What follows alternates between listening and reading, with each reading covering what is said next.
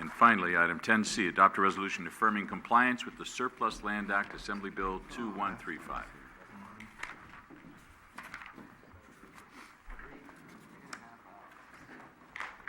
Just tell us we're in compliance, Mark.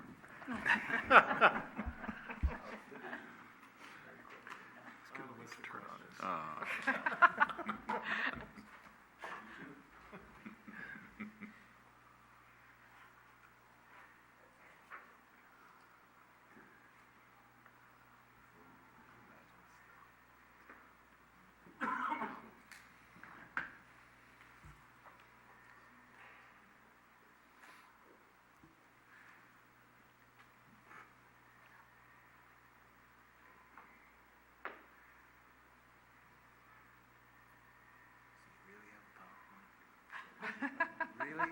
He does? Really?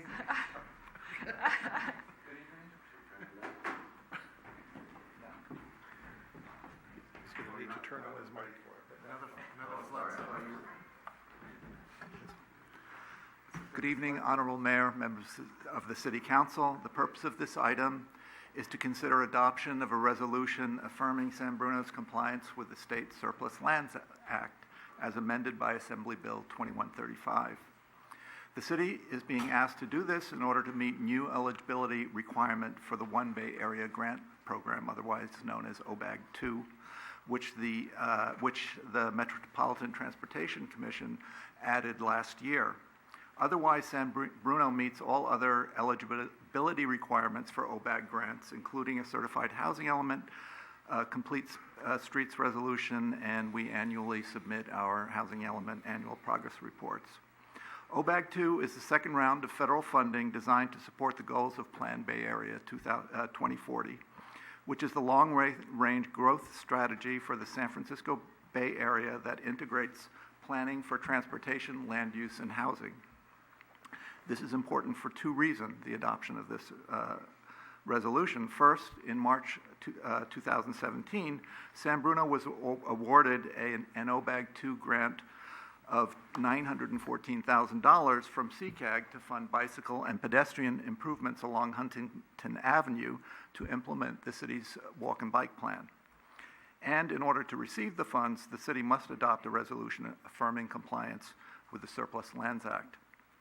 Second, OBAG 2 is projected to total roughly $916 million to fund projects from 2017 through 2022.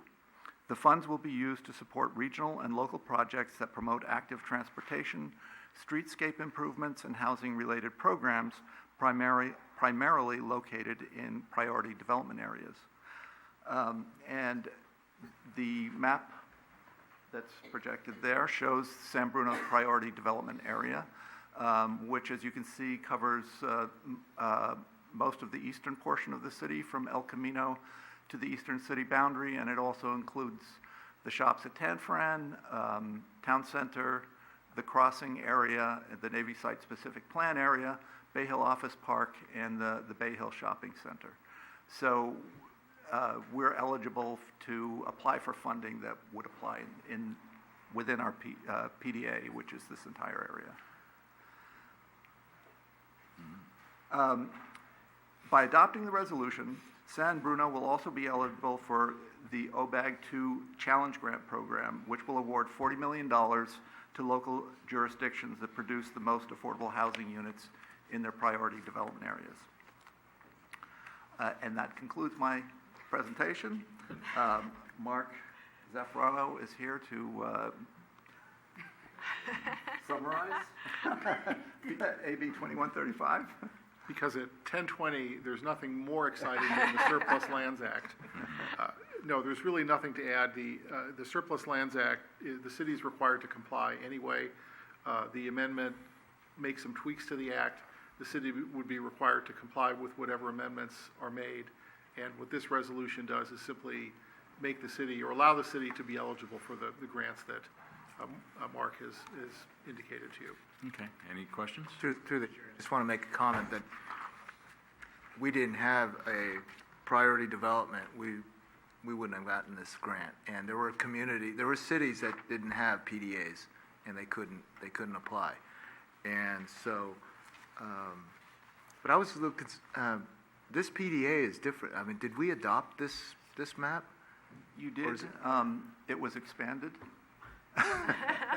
in 2015. So it included, previously included mostly the former redevelopment area.